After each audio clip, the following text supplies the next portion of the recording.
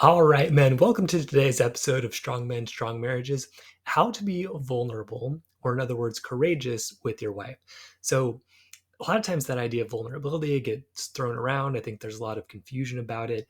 So, today we're going to talk about what that really is and how it can be a benefit to you in your marriage. My name is Mike Frazier, MD, and I help high achieving Christian men have more intimate marriages. So talking about vulnerable, if you're watching this on YouTube, you'll see my face. I'm not usually on that in YouTube, and it's a little bit vulnerable. It's a little bit exposing, right? But I wanted you to be able to see me and who I am and all that. So it actually threw me off. Like I had to do this several times to it's different. Like having the camera there. So anyway, what is vulnerability? So the dictionary says it's being able to be easily physically or mentally hurt, influenced, or attacked. So that doesn't sound very good, right? Or it's people who can be badly affected by a disease because they already have health problems. So we just had COVID-19. We know that people that were already compromised were more susceptible, right? They're more likely to die or have serious illness. So like understandably it's hard for a strong Christian man to relate to these things, to think, oh yeah, it's good for me to be easily physically or mentally hurt or easily attacked or influenced, or it's it's good to be more affected by a disease. It's not really strong. It's not really Christ-like. He wasn't someone who was easily physically or mentally hurt, or definitely not influenced, or he definitely got attacked, but he stood up to that, right? It's not really strong, and these traits aren't really attractive. So based on this definition, it makes sense that we would not really want to be vulnerable. But this movement about vulnerability, what it's really about is it's about courage. So Brene Brown is someone who talks a lot about vulnerability and kind of has redefined it. And she defines it as uncertainty, risk, and emotional exposure. Um, and being able to face those, not necessarily knowing the outcome, right? But doing it because we know it's a good thing to do. So all of these things, uncertainty, facing risk, facing emotional exposure is really what we're talking about mainly in the context of a marriage. All these require courage. Right? And what courage is, it's the state or quality of mind or spirit that enables one to face danger, fear, or vicissitudes. So vicissitudes, that's just kind of like random circumstances, stuff that comes up. So to be able to face all that danger, fear, whatever life throws at us with self-possession, confidence, and resolution or bravery, right? So being able to face that, we're talking mainly again about emotional exposure in marriage, being able to expose our emotions with self-possession, confidence, and resolution. So I like that. I like that definition a lot. And another way that I like to describe courage is feeling the fear and doing it anyway. When I talk to my kids, or I talk to guys in my program, or I'm talking to myself, right? Um, there's things that are going to scare us. But when we do that anyway, when we know it's right and we do it anyway, that's courage. Okay? And we feel good after we do that. So I want to clarify though, like what emotional exposure really looks like. So some men think being vulnerable means just, exposing their own neediness. So they'll say things to their wife like, "Oh, I'd be lost without you." This especially happens kind of at the later phases. There's an earlier, episode about this kind of how marriages fall apart, um, and this is more in the later stages when like their wife's saying, "Oh, I want to separate from you," or "I want to divorce you." Like, "Oh, I'd be lost without you. I can't live without you." Right? They feel like they're exposing something there, or just like crying that they won't last without her. You know, saying they'll do anything to get her back. They mistake all of this for being vulnerable, right? Exposing their emotions. But what this shows is that first kind of vulnerability, right? Someone that's easily mentally attacked or damaged, right? Emotionally attacked or damaged. Okay, I mean, you can't really stand on your own 2 feet. Um, you, if you're saying I can't live without you, you're basically saying you can't rely on me either, right? I'm not a strong person to be around or be with. If you try to rely on me, I'm going to fall apart, right? Because I can't exist without you. So it's, I mean, it's vulnerable in that you're exposing something, you're exposing what's going on within you. It just is not attractive. And it's something that you have to work on, because what you're exposing is that you can't stand on your own 2 feet, right? You're not emotionally strong enough to be okay on your own. So again, that's not the vulnerability we want. And we'll talk about what emotional exposure in a good context is, coming up here. But some other issues with vulnerability. So some men think being vulnerable means just complaining, right? Just whining to their wife, right? So telling her wife all the things she's doing wrong. So, okay, let me be vulnerable with you here, right? Um, you're spending too much money. You don't have sex with me enough. I don't like the way you parent. Yeah, we spend too much time with your in-laws, right? And you're just complaining. You're just whining. You're like, oh no, I'm being vulnerable. Look, I'm telling you all the things that I don't like, right? Or saying that she's hurting your feelings, right? Oh, when you turn me down for sex, I feel really sad. I feel really hurt. Okay, depending on how you share that, that could still be, the positive emotional exposure. But again, what you're really exposing here is that you can't manage your own emotions, right? And that you're blaming her for it. You know, you're making me mad because you're doing this. You're making me mad because you're doing that. What you're not doing here is making a clear request or setting a clear boundary, and that's something we learn in our program, right? Um, in Love, Intimacy, and Legacy, is how to ask for what we want and how to set appropriate boundaries. Okay, whining is not any of that. What it's showing is I can't manage my own emotions, and I want you to do it for me. Okay. So again, you are exposing something here. You're being vulnerable, but you're being vulnerable in the sense of the person that can't take care of himself, and that's not attractive. Okay. So you are doing emotional exposure, but you're exposing that you are not a great choice to be around when you're being whiny. Okay. And then vulnerable versus angry. So some men think that the opposite of being vulnerable or weak or easily influenced is being angry. Okay. So that's when you explode or you get upset for the things that your wife's doing or not doing, right? She's spending too much money, you're mad at her about that. She's not having sex with you enough, you're mad about that. She's parenting in a way you don't like, you're mad about that. And that seems stronger, right? It seems like you're not being as vulnerable, as easily influenced, but really you are being easily influenced. You are feeling easily attacked, right? And you're firing back with anger because you're not managing your own emotions well. Okay. Again, when you're getting mad, it shows poor emotional control and that you're blaming her, right? It's probably exposing that mosquito cycle too, right? That, you feel owed things from her. You feel owed attention, appreciation, and sex because you're paying for things or helping around the house or doing all that kind of thing. So again, getting mad at her, it's kind of strong in a way, but not really, right? It shows that you don't really have good emotional control. There's a big difference between saying, like, let's take overspending. There's a difference between saying, I can't believe you're doing this. I'm so mad at you. How could you do this to our family? Right? Kind of blaming and getting down on her, and saying, hey, look, the amount you're spending, it's problematic. It's creating some issues. I'd like you to spend less, right? Let's work on a plan together here to figure that out. That's mature. It's still exposing the issue, but it's not you flying off the handle and not being able to manage your own emotions, which shows your wife she's not safe with you, which means she won't trust you, which means you're not going to have that good connection with her. Okay. So now let's talk about how to do it in an effective way, right? The emotional exposure that is courageous.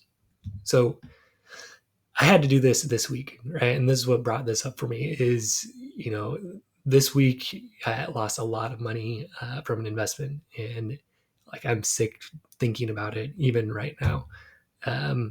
It's one of the times I've felt most anxious, just most terrible, most guilty, most sad that I've felt. One of the most extreme emotions, probably the most panic that I've felt. Well, not quite. I mean, some things went on with my wife that were probably that were worse for sure. Um, but outside of that, this was huge, right? And this time, instead of kind of running from it or not sharing this with my wife, I decided, hey, like this time I'm going to try to be more vulnerable, or courageous. This time I'm going to expose how I'm actually feeling to my wife at a deeper level than I have before. So I came to her, I told her what had happened, and I just started crying. Like, it's probably the hardest I've cried in a really long time. Um, and just told her how sorry I was, how sad I felt for what I did. Um, Again, kind of point out the difference between the two. With the ones, the fake vulnerability, you're not really owning anything. You're kind of blaming everybody else, or saying you can't do things on your own. With this kind of courageous emotional exposure, right? It's just, this is how I'm feeling, um, and this is where I'm at, right? And I take responsibility for kind of what put me here and all of that. And it was just so amazing. I mean, this was like a real milestone for our marriage. Me being able to open up to her in this way, and then really kind of letting her comfort me. So she gave me a hug. She told me things were going to be okay, that she was still with me. Um, I didn't know how she was going to react when I had told her, but she reacted in that way, and it created just a really big increase in intimacy for us. Now, I know some of you might say, well, if I would have told my wife that, she would have, freaked out or left or whatever. That's the thing about this courage, right? You don't necessarily know the outcome. You just know that, you want to share, you want to be emotionally exposed, because that's what creates intimacy. Okay. You can't have an intimate marriage if you're not willing to share your side of things. And it's scary, right? But doing things that you're scared of, that's courage. Okay. So with this, right, I mean, this brought up a lot of my own fears and doubts. It really uncovered it. Under times of stress, we tend to go back to old thinking, our sort of ingrained ways of thinking. And this experience brought up a lot of my own fears about money, about security, about my business, about whether I could do it or not. And just my doubt in myself to be able to do that. And so, I shared these with her too, that, this is what I'm struggling with right now. Again, I'm not trying to blame her. I'm not trying to, do anything like that. I'm just having emotional exposure here that, yeah, I do have doubts. I do have fears. I do get sad sometimes. Right. Um, and it was hard. It was hard for me to share that with her, but, and it was scary. It was scary. Right. But I did expose these deeper fears to her.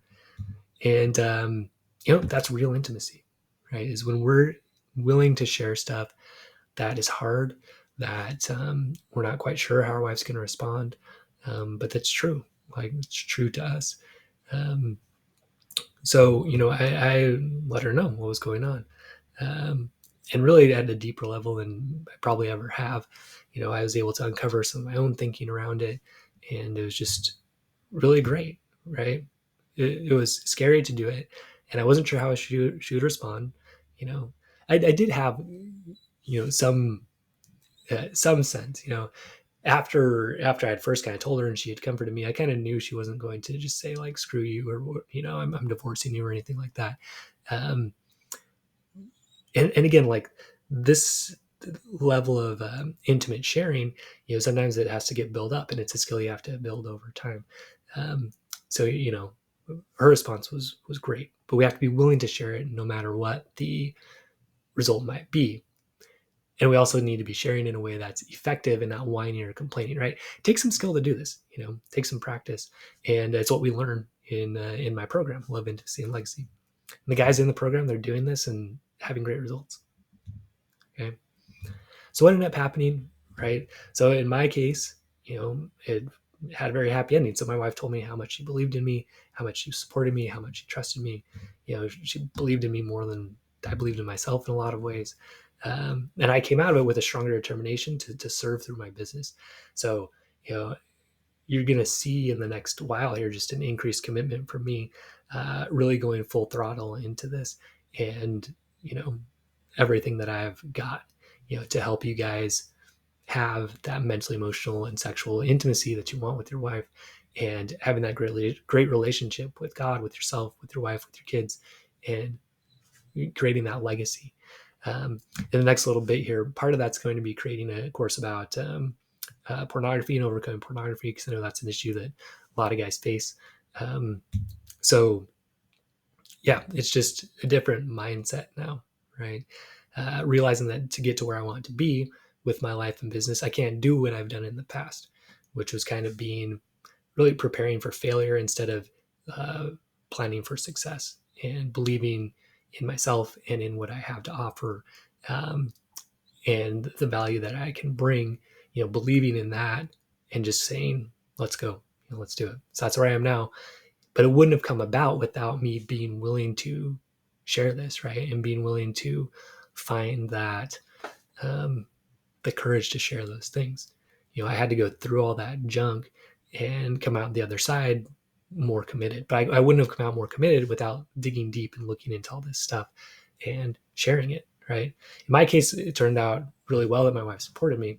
But, even if, you're in a spot where your wife maybe wouldn't have responded that well, first of all, I think a lot of us maybe underestimate our wives. I know I did, as far as her ability to support and be there.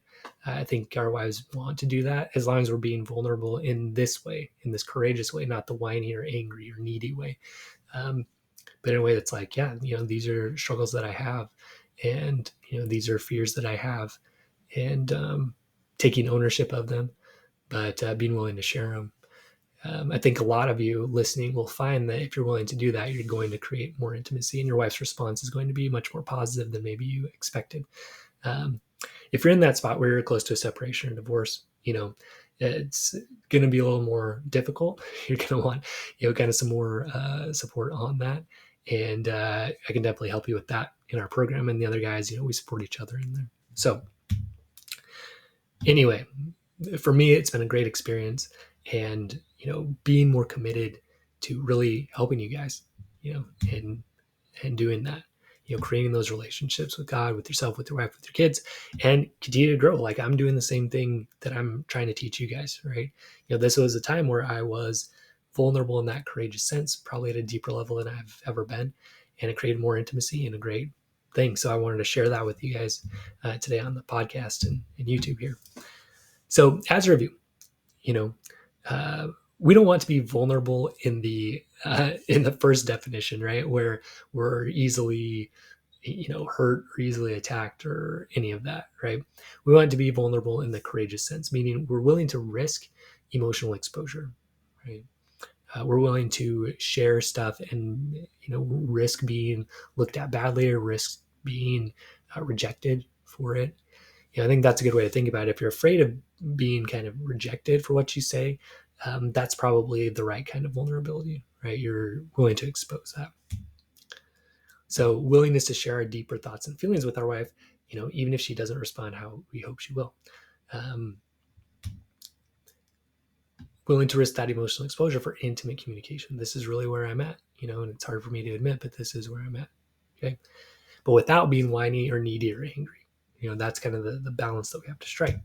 And so again, it takes some skill and practice. And this is what we learn. This is what I teach. This is what we're working. I'm working on myself, right? Getting my own, help and coaching with that too.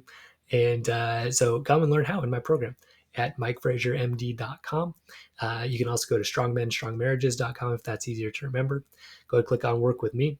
You'll come in, you'll fill out an application, and we'll see if we're a good fit to work together. I work with high achieving guys, professionals, business owners, guys that are, have reached financial success, or that are extremely committed and resourceful to like make this happen. But my own experience is being successful in my career and kind of feeling more owed something for that from my wife. So that's what I can really help guys more with, guys that have reached that financial success in their careers and things, and because of that kind of feel like, well, why am I not getting what I'm hoping for in my marriage, because I seem to be getting it everywhere else. That's who I can help the most, because that was my own journey. So if that's you, you're doing well in your career, but your marriage isn't where you want it to be, you don't have that, the sex isn't there, the emotional connection isn't there, or you're further along where there's been some sort of infidelity, emotional or sexual, or you're looking at a separation or divorce, come on in. I can help you. All right, guys. So come visit mikefraziermd.com. Join my program. Fill out an application. Let's see if we're a good fit. And I will see you there. Stay strong, men. We'll see you next episode.